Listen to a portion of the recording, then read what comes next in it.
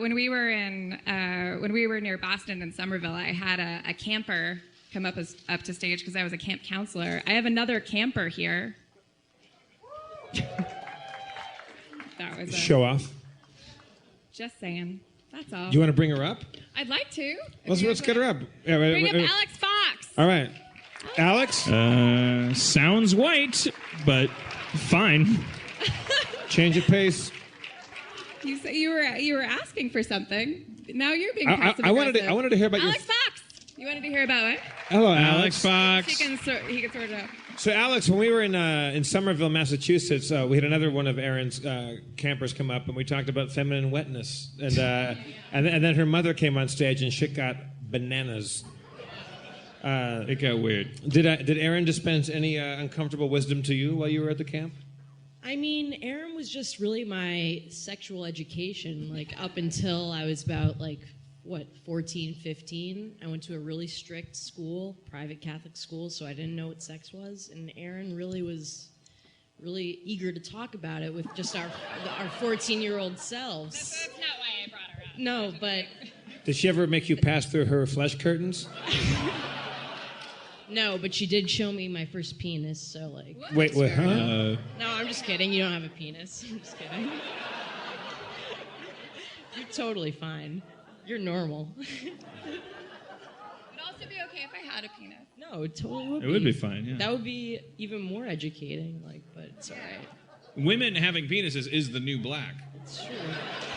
What we did tonight was kind of antiquated. We're not really breaking down any barriers. This is DC. We should have had transgender people up here. Yeah.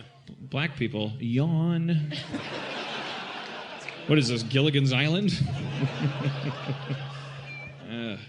Issue solved. Well, so Alex, you were counseled by Erin when you were younger, and now Yes, we're counseled, and now we're all grown up. But Dan and Erin were about to talk about a little spat they had today, which I know nothing about. Maybe you could counsel them right now through this. Maybe you could kind of mediate through this crisis. Yeah, well, that's not a bad I'd like idea. to hear about it. Alex, why don't you take the mic and walk them through it? Hey, Alex Fox. So we were in Somerville, and then after the show, I was talking to some fans. this is Dan's side of the story.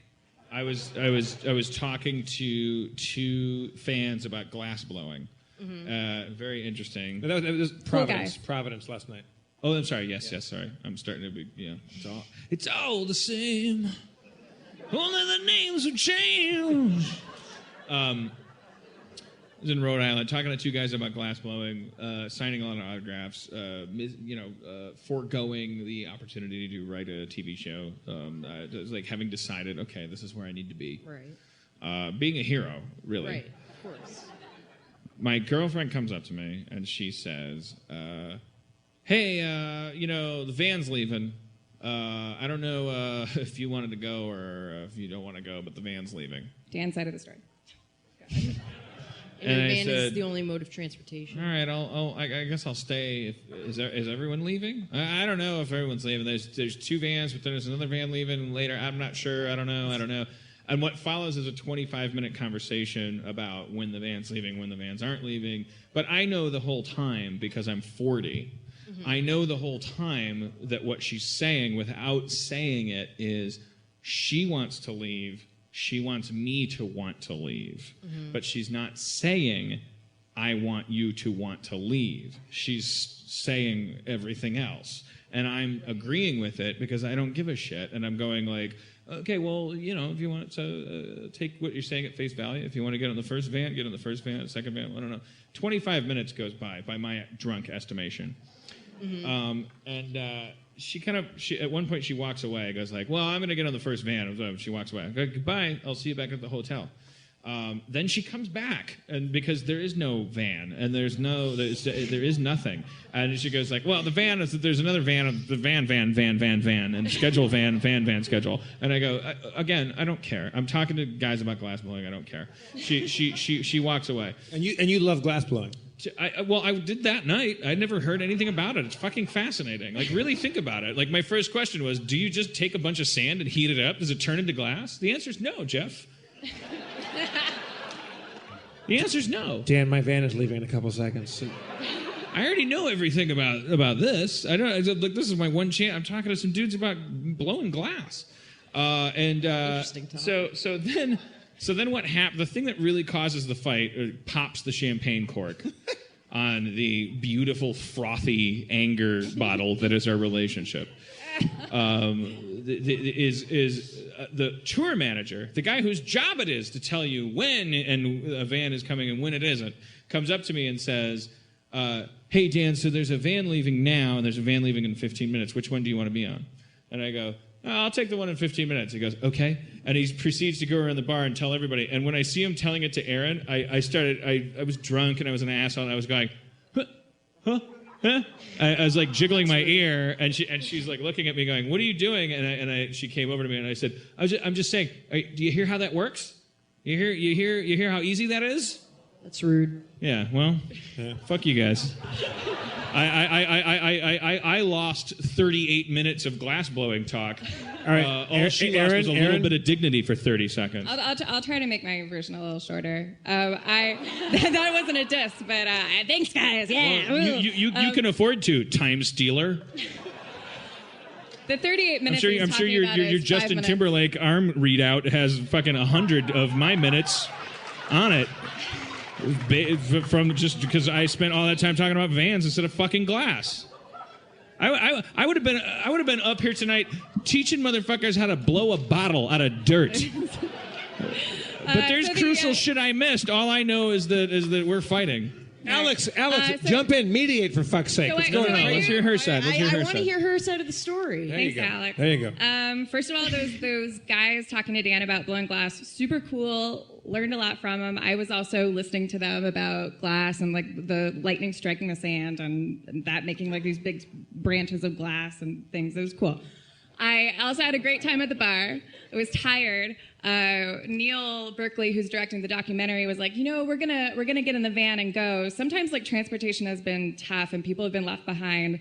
So I was like, I'm gonna let Dan know that I'm gonna go. Maybe he'll want to go too. I love him dearly. Went up to him and I was like, hey, like there's gonna be a van going in a little bit if you want to get on that van. And he responded to me in a way that made me think that he was like, oh, okay, I'll get on the van. If you want me to get on the van. Like I had said, hey, we're getting on a van. So if you want to be cool, get on the van. And he responded to me like I had said it that way. So I was like, oh, well, that didn't feel good. And I walked away. And because I can't walk away from things, I was like, oh, no, that was rude. And I walked back and I tried to explain it to him. And he was very like snippy with me. And then I walked back and was talking to more people, and that was when the tour manager went over and told him about the 15 minutes thing. I didn't know it. But then afterwards, he did this, and then he yelled at me. And then I went back to the hotel room, and I was crying in the bathroom. And he came in, and he's like, you taking a shit? I don't know. I can't see tears. All I see is a closed bathroom door. And I start with logic. I walked out. My face is red, and I said what? Because I was sitting there crying, and I was like, I feel like I'm constantly. That whole fight happened because I was worried he was going to get left behind. Because call back to the mom issues from earlier. Sometimes I'm Dan's mom a little bit. I get his food together. I take care of him as best I can. It's natural. And, what? That's normal. Good job, Casey. Alex. Casey. No, I meant the guy from earlier. No, I just thought that guy earlier was fucking great. But he tucked his arms into his sleeves and Casey, pretended to be just the costume design alone. Sorry, Alex, go ahead. So it escalated. It escalated from there, and Dan tore me a real good one, and I was crying for a long time. He left the hotel room. He ran into Bobcat Goldthwait in the Goldthwait. Sorry. Bob Goldthwait was in the room across the hall. And so he leaves, he talks to him, and then he comes back, and he's calmed down, and he said, I'm sorry, because he said a lot of mean things to me, including the C word. That's not okay. Which one? That's never okay. Which C word? Cutie. Yeah, okay. It's not so bad.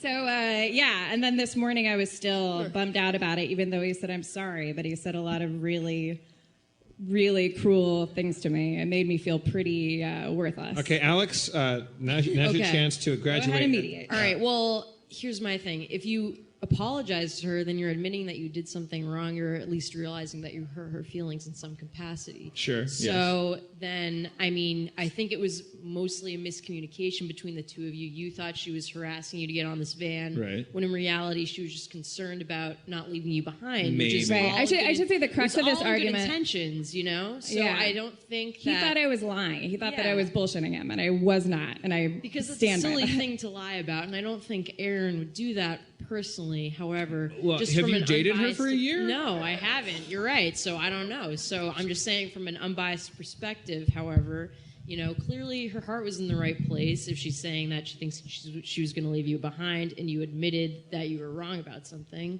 So, Okay, so by in a roundabout applause, way, by applause, should they break up or stay together? stay together. That's my vote. Thank you, Alex. That was very wise. That was lovely. Thank you. I mean, we're staying together no matter what. We're staying together no matter what. That's the problem. like Youch.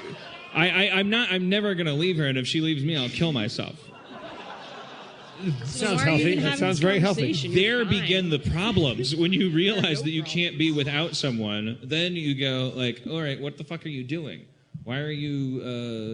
Why? So maybe if that's true, instead of thinking that I'm someone who could never go away, think of me as someone who you want to take care of and be nice to because I'm never going to go away. You don't want this perfect flower that you have to wilt You because want you've to shat on it. nourish this flower. Now, let's first of all thank Alex for coming up and dispensing what I think is very sound counseling.